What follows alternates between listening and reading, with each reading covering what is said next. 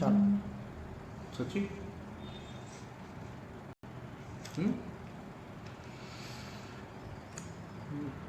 दोस्तों, फिर से दोबारा आपका दोस्त, आपका खादिम ख्वाजा बिलाल आपके साथ, बड़े ही कमज़ोर इंटरनेट के साथ।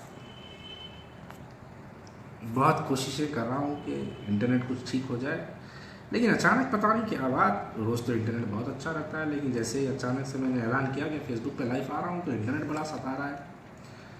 खैर, सताना तो जो है और परेशान होना तो ये हमारी मुक़द्दर में है, किस्मत में है, क्योंकि मज़लूम हो भाई। काफ़ी ज़माने से सताते मुझे लोग, सताते आते हैं। सताने दीजिए, शायद उन लोगों को सता के खुशी मिलती है और मुझे अपने आप को परेशान देखकर बहुत खुशी होती है। तो उसी खुशी को देकर आपके दरमियान में दोबारा फिर से आया हूँ।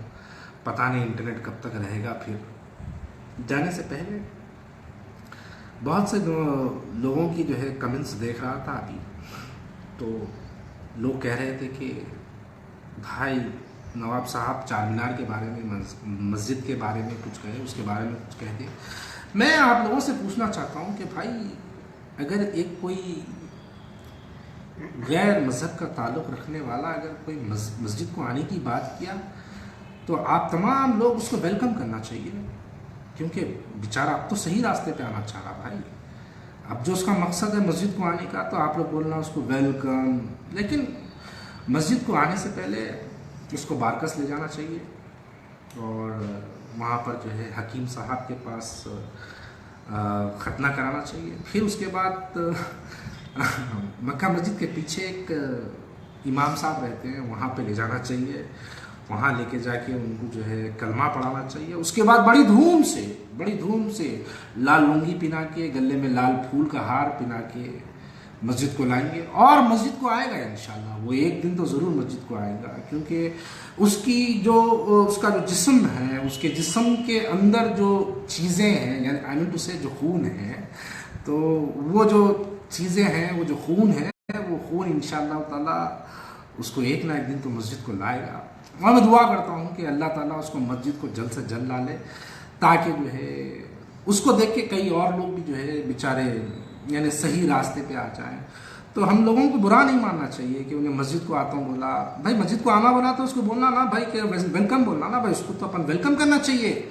उसको तो बोलना कि हम भाई तू आजा, हम तेरा इंतजार करेंगे, नहीं बल्कि तेरे को धूम से ले जाएंगे, तेरे को तो बाजा बजा के लेके जाएंगे, तेरे को लाल लुंगी पहना के ले जाएंगे, तेरे गले में लाल फूल का हार गुलाब का डाल के लेके जाएंगे। तो ये सब चीज़ें हमको कहना चाहिए, हमको बुरा नहीं मानना चाहिए, क्योंकि उसकी बातें तो सिर्फ बातें होती है, बातें करने वाला सिर्फ बातें करता है।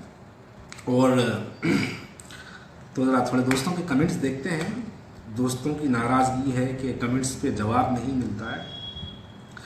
कि बिलाल भाई, हम भी देखते हैं कि कौन सी पार्टी का गोशा महल से कॉन्टेस्ट करता है। जी नहीं भाई, देखिए इंशाअल्लाह ताला मैं आप तमाम को एक बात कहना चाहता हूँ कि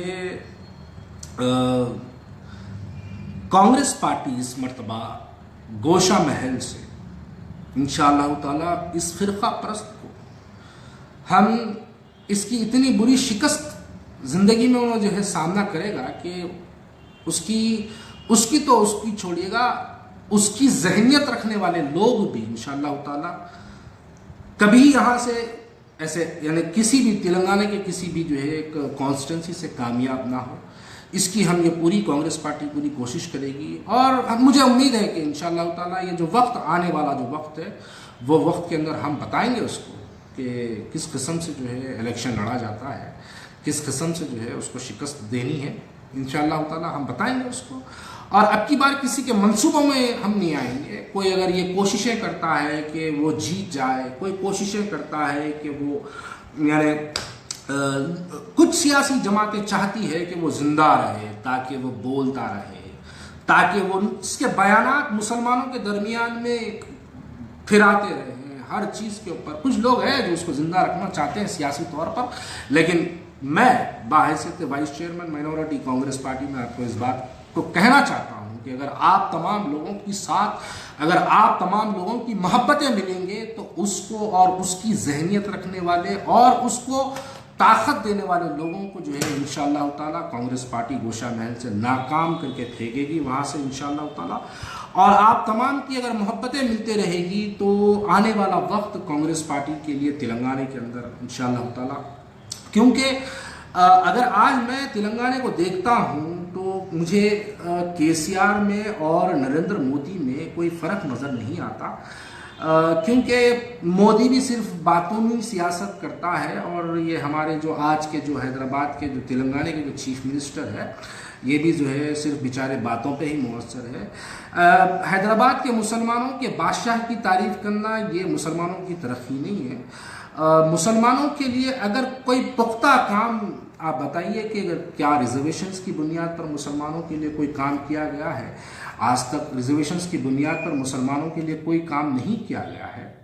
और तहफ़्फ़ुज़ात की अगर बात हो, वक्फ़ी जायदादों की अगर बात हो, तो वक्फ़ी जायदादों के लिए जब 2014 के अंदर टीआरएस पार्टी ने अपना मैनिफेस्टो का ऐलान किया था, तो उस मैनिफेस्टो के अंदर टीआरएस पार्टी ने इस बात का ऐलान किया था कि वक्फ बोर्ड को जुडिशल पावर दिया जाएगा, लेकिन वक्फ बोर्ड को जुडिशल पावर नहीं दिया गया। और वक्फ बोर्ड को जितने वक्फ बोर्ड के ज़मीनात हैं जो मुसलमानों की औक़ाफ़ी ज़मीनात हैं, तो उस ज़मीनात पर जो नाकाबिज यानी कब्ज़े जो किए हुए हैं उन कब्ज़ों को हटाने का केसीआर ने ऐलान किया था। आज उसके अंदर एक भी कब्ज़ा वहाँ से हटा नहीं पाए। और केसीआर ने इस बात का किया था कि जितने काबिज़ लोग हैं उन लोगों के ऊपर जो है मुकदमात डाले जाएंगे और मुकदमात डालकर उनको अदालती तहरीरों में लिया जाएगा। आज 4 साल हो चुके हैं कि तेलंगाना टीआरएस की गवर्नमेंट फॉर्म हुए, आज तक किसी एक पर भी मुकदमा दर्ज नहीं हुआ। आज तक 4 साल तक आज तक भी एक भी प्रॉपर्टी को वापस नहीं लिया गया। और यह सिर्फ बयानात की बुनियाद पर यानी सिर्फ मुसलमानों के कानों को खुश करना, बस इतनी ही जो है इसकी यानी केसीआर की जो है पॉलिसी जो है वो सिर्फ बातूनी पॉलिसी है उसकी, और अमली तौर पर वो बिल्कुल जो है यानी कोई अमली तौर पर जो है कोई उसका कोई काम नज़र नहीं आता है तेलंगाना की आवाम को। और मुसलमानों को रिजर्वेशन की बुनियाद पर उसने कहा था कि रिजर्वेशन 12% रिजर्वेशन जो है मुसलमानों के दिए जाएंगे। 4 साल हो चुके हैं, 4 साल तक भी अब तक भी मुसलमानों को कोई रिजर्वेशन नहीं मिला। लेकिन पता नहीं इंटरनेट कब डिस्कनेक्ट होगा, तो उससे पहले मैं चाहता हूँ कि मैं अपनी गुफ्तगू ख़त्म करूँ। लेकिन मेरा दिल था कि मेरी ख्वाहिश थी कि मैं हर यानी मेरे दोस्त को, जितने लोग मेरे दोस्त मेरे जो है फेसबुक पे है, मैं उन तमाम का बनाम मैं जो है शुक्रिया अदा करना चाहता था उनका, लेकिन मैं कर नहीं पा रहा हूँ।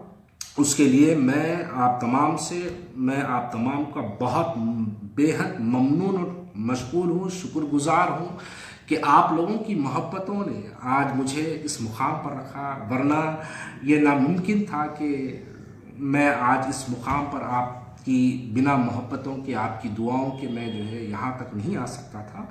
लेकिन आप लोगों की मोहब्बतें हमेशा मुझे मिलती रही, आप लोगों की दुआओं में मेरी ताकत रही, और इंशाअल्लाह ताला इस ताकत को मैं, इस मोहब्बत को ताकत बनाकर मैं बहुत ईमानदारी से काम करता रहूँगा और फ़िरक़ा परस्ती के ख़िलाफ़ में आवाज़ उठाता रहूँगा।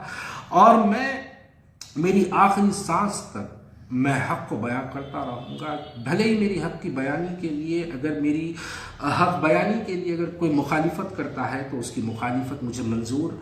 अगर मुझ पर जो है कोई इल्ज़ामात लगते हैं तो उस इल्ज़ामात के लिए मैं तैयार हूँ, क्योंकि मैं एक मुसलमान हूँ और बाहैसियत मुसलमान ये मेरी ज़िम्मेदारी है कि मैं हक़ को बयां करूँ, क्योंकि मेरा मज़हब इस्लाम भी इसी बात को सिखाता है कि हक़ को बयानी करते रहो, और इंशाअल्लाह ताला मैं करता रहूँगा। अच्छा जाने दो, अब कौन से नवाब का नतीजा है ये बता दो। डीसेंट हामिद साहब, ये आपकी ज़िम्मेदारी है कि ये कौन से नवाब का फ़िक्स डिपॉज़िट है, ये मैं आपको ज़िम्मेदारी देता हूँ कि आप इसके बारे में मालूमात करें। और हमारे फरहान साहब कहते हैं कि मिलादुन्नबी की रैली निकाली जाए भाई प्लीज़। जी देखिए, दरअसल मैं इन्हीं बातों पर मुझे बड़ा गौर फिक्र करना चाहिए, इन्हीं बातों के ऊपर हमको जो है अगियार को मौका नहीं देना चाहिए कि जो लोग आज फ़िरक़ा परस्ती और शरंगेज़ी का जो माहौल बना चुके हैं, कुछ हद तक इसके ज़िम्मेदार हम लोग भी हैं कि हमने इनको ज़िम्मेदार हम भी इस बात को मानना चाहिए कि इसके हम भी ज़िम्मेदार है। अगर ये ना होता तो शायद आज वो ना होता। तो इसलिए बहुत आज का वक्त है कि बहुत फैसले जो लेना चाहिए वो फैसले बहुत सोच समझकर फैसले लेना चाहिए और सेकुलर सियासी जमातों का साथ देना चाहिए। उस सेकुलर सियासी जमात का साथ देना चाहिए कि वो जो सियासी जमात पूरे हिंदुस्तान के अंदर, देखिए आज हिंदुस्तान का जो माहौल बना हुआ है, अगर मिसाल के तौर पर मेरे बहुत से दोस्त मुझे फेसबुक पे लिखते हैं, मेरे इनबॉक्स में मुझे मैसेजेस करते हैं, मुझे व्हाट्सएप पे मैसेजेस करते हैं कि भाई आपने एक ऐसी पार्टी का साथ दे दिया जो कि भागलपुर के फसादों का जिक्र करते हैं, मलियाना के फसादों का जिक्र करते हैं, गुलबर्गा के फसादों का जिक्र करते हैं, हैदराबाद औरंगाबाद के गुलबर्गा के फसादों का जिक्र करते हैं, बाबरी मस्जिद की शहादत का जिक्र करते हैं। तो मैं कांग्रेस पार्टी को मैं आज उस नज़र से देखता हूं कि ये पीवी नरसिम्हा राव की कांग्रेस नहीं, ये राहुल गांधी की कांग्रेस है, ये प्रियंका गांधी की कांग्रेस है, ये सोनिया गांधी की कांग्रेस है, ये गुलाम नबी आज़ाद की कांग्रेस है। आज कांग्रेस का नज़रिया बिल्कुल बदल चुका है। आज कांग्रेस जिस अंदाज में आज मुसलमानों को लेकर अगर कांग्रेस आगे बढ़ना चाहती है, तो हम हिंदुस्तान के मुसलमानों की भी इस वक्त ज़रूरत है कि हम हिंदुस्तान के मुसलमान भी कांग्रेस पार्टी का साथ दें, उस कांग्रेस पार्टी का साथ दें और कांग्रेस पार्टी को लेकर हिंदुस्तान के अंदर जो आज हिंदुस्तान के ऊपर एक शैतान का साया है, उस शैतान को साये को हटाने के लिए हमको राहुल गांधी का साथ देना पड़ेगा, हमको उत्तम कुमार रेड्डी साहब का साथ देना पड़ेगा। तभी जाकर आप एक बहुत बड़ी लड़ाई जब बड़ी होती है तो छोटे छोटे जो है दुश्मनों को नज़रअंदाज करना होगा। जब लड़ाई बड़ी होती है, जब हमको इन छोटी छोटी चीज़ों से जो है हमको अपनी आपसी नुकसानात, आपसी फ़ायदों को जो है ना देखते हुए हमको इस वक्त ज़रूरत है कि हम जब लड़ाई बड़ी होती है तो हमको बड़े पैमाने पर लड़ना चाहिए। छोटे पैमाने पर लड़ाई जो है जीती नहीं जा सकती है। जी राज महेंद्र साहब कहते हैं कि मेरा कमेंट भी पढ़ दो भाई। राज मल्होत्रा साहब, मैं माफ़ी चाहता हूं कि आपका कमेंट शायद कमेंट्स में नीचे चले गया, मैं पढ़ नहीं पाया, उसके लिए मैं माफ़ी चाहता हूं। और आपके पास बातें करने के लिए चैनल बहुत अच्छा है। खालिद याफे साहब कहते हैं कि बातों का, खालिद याफे साहब की आपकी मोहब्बतें हैं, अगर आपकी मोहब्बत ना होती तो शायद मेरी ज़बान भी ना होती। आज़ादी के बाद सबसे ज़्यादा मुसलमानों। जी मुजीब साहब, मैं आपको शायद आप मेरी बात समझ नहीं पाए। मैं अल्लाह से दुआ करूँगा कि अल्लाह ताला जो है आपको हक़ को समझने की जो है तौफ़ीक़ अता करे, क्योंकि हक़ को समझना भी एक मुसलमान के लिए जो है बहुत ज़रूरी है। मैं वही तो कह रहा हूँ कि आज ये पीवी नरसिम्हा राव की कांग्रेस नहीं, ये राहुल गांधी की कांग्रेस है, ये प्रियंका गांधी की कांग्रेस है, ये गुलाम नबी आज़ाद साहब की कांग्रेस है।